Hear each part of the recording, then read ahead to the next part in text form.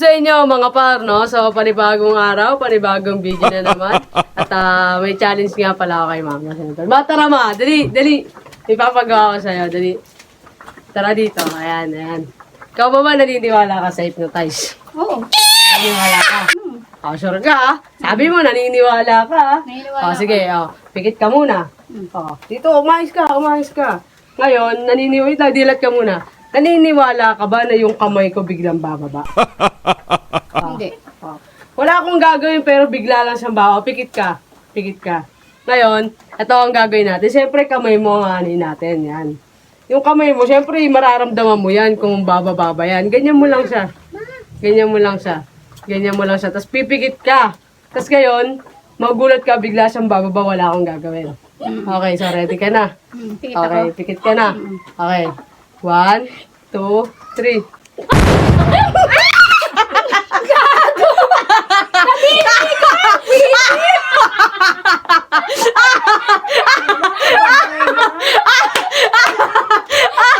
Tara dito! Ano na niyo?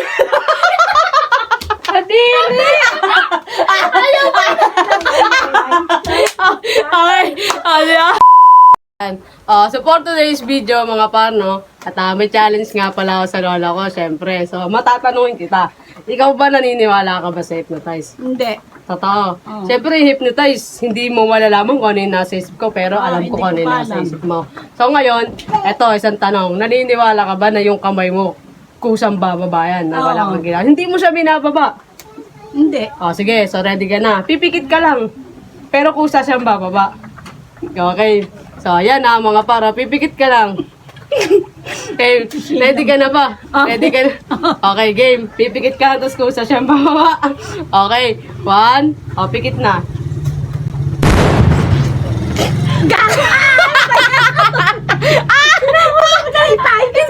Hindi na bumaba eh.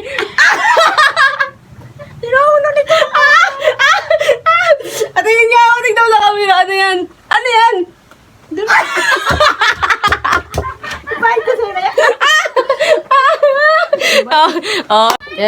Okay, next.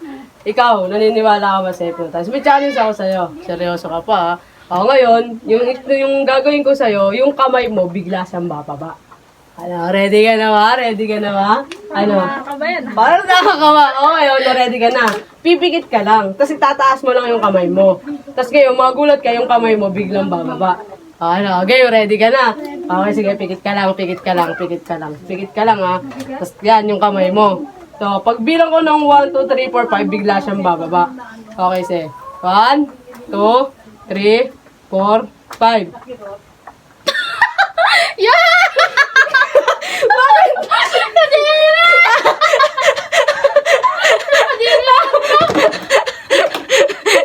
So, sa inyo mga parno, successful nga wala siya.